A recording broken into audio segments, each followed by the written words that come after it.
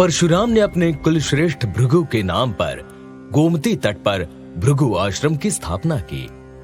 यहां शास्त्र और शस्त्र का अभ्यास शुरू हुआ। दूर दूर से शिष्य आने लगे और शिक्षा के बड़े केंद्र के रूप में इसका विकास हुआ।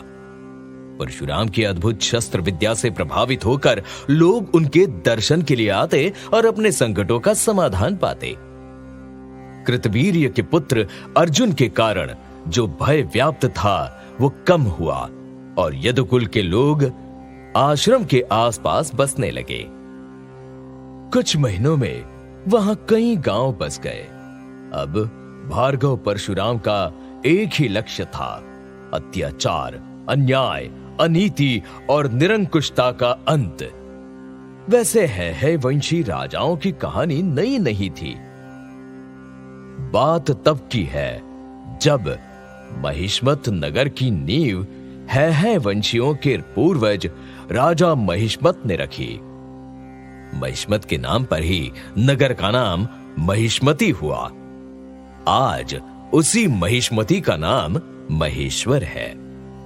परशुराम के दादा रुचिक का आश्रम नर्मदा के उस पार था और राजा कृतवीर्य अर्जुन अक्सर महर्षि के आश्रम में आते।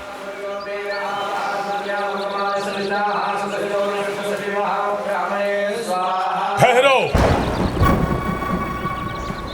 ये सब क्या है महर्षि? आपके इतने सारे शिष्य क्या कर रहे हैं?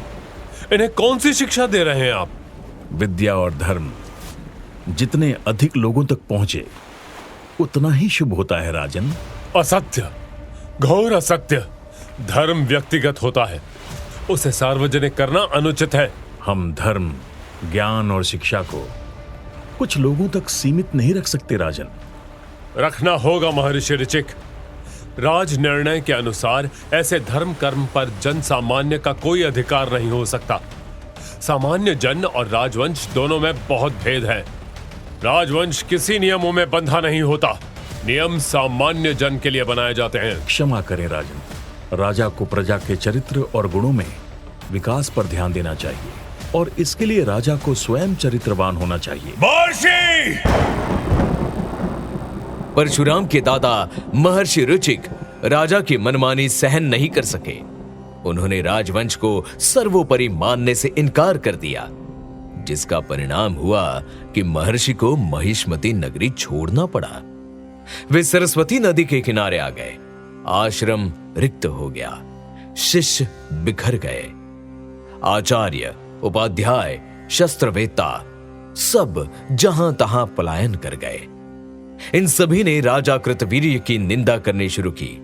इसकी सूचना कृतवीर्य को अपने मंत्री धवल से मिली।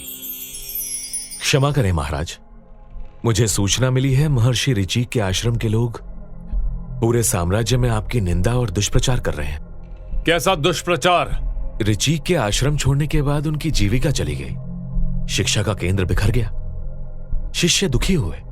उनके दुखी होने से हम राज नियमों में परिवर्तन नहीं कर सकते मंत्री धवल। प्रजा केवल अपने लाभ की बात सोचती है, सत्ता में सेंध लगाना चाहती है।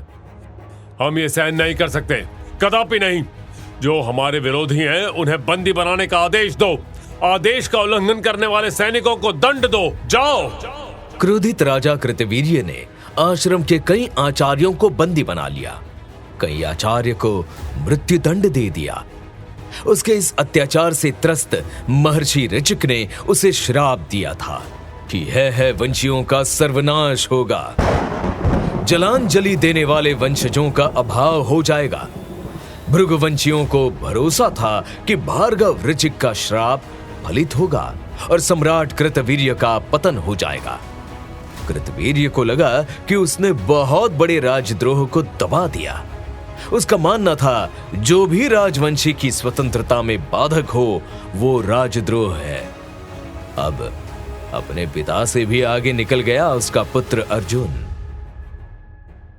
मंत्री धवल, पूरे महिष्मती में यज्ञ आदि प्रबंधित कर दो। जो ऋषि, महर्षि और पुरोहित यज्ञ आदि करके प्रजा को भ्रमित करते थे वो बंदी बनाए जाएंगे। यह अनर्थ होगा महाराज। भगवान शिव कुपित होंगे, हम उनका कोप सहन नहीं कर पाएंगे।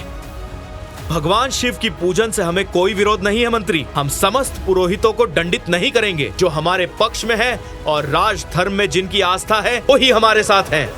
और फिर वही हुआ जो है वंशी अर्जुन चाहता था। अब भार्गव वंशी है वंशियों के राज पुरोहित नहीं रहे। वैसे पुरोहित को स्थान दिया गया जो राज सत्ता का पक्ष ले, साथ ही राजा की अनीति का समर्थन करें। भार्गव परशुराम राजा सुदास की बहन और कृतवीर्य के समर्थन की बहन लोमहर्षिणी के साथ जन समर्थन जुटा रहे थे। उससे लग रहा था महर्षि ऋचिक का श्राप फलित होने वाला है। इस श्राप को साकार करने वाले थे स्वयं ऋचिक पौत्र जमदग्नि पुत्र भार्गव परशुराम। तो क्या था उनका अगला पड़ाव?